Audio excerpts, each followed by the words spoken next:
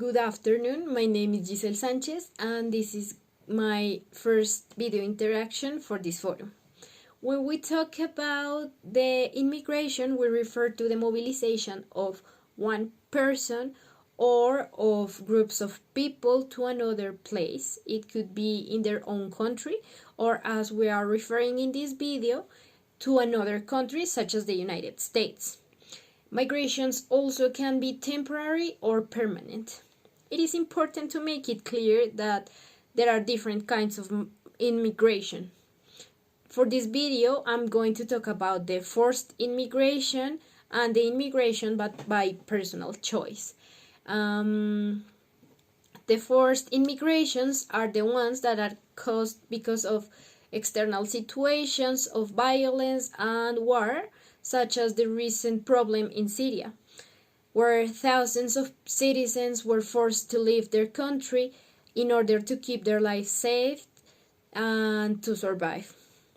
And then there are the other ones that are when people decides to leave their own country in order to improve their quality life, to have more opportunities for studying, and to get better paid jobs and a better lifestyle. One of the prejudices that we have in our nation as human beings is that we always tend to think that more for someone else is less for us. And it's also easy to justify the problem in a country, all the problems in a country, just by blaming the immigrants, as it happened in the housing crisis in the United States, where many people were blaming the immigrants of it.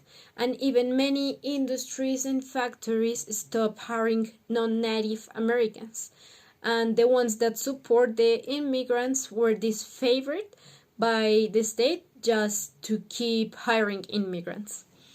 We can't deny the fact that if many of the illegal immigrants became legalized in the USA, the economy would become strengthened, and at the same time the life quality of the immigrants would be improved because they could have access to studying, to the health system, to entrepreneurship, and to all the other social protections much more easier.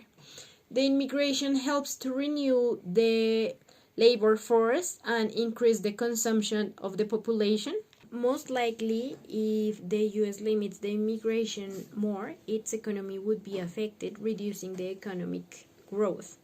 We tend to believe that if the immigrants became legalized, the access to the state services will become difficult to access to them because of the rise in the population. But we are not seeing that will also rise the incomes in the taxes contribution of the immigrants, and that income could maybe help to get better state services.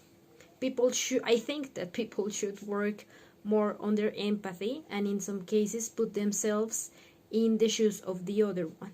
I'm sure that it's not easy to be forced to leave your country because of external factors that doesn't depend on you.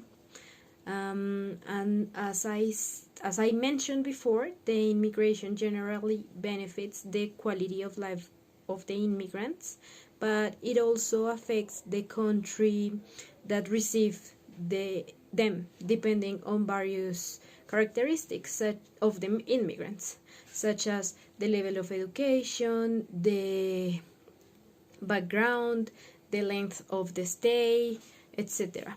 Taking this into account, I think that what could be done is to implement laws that not allow the entry of the population with important records, such as rape, murder, or robbery. And I think that maybe that would help to balance the needs of the natives and the needs of the immigrants, and also let the country grow in a much more easier and efficient way. Thank you for listening. That was my opinion.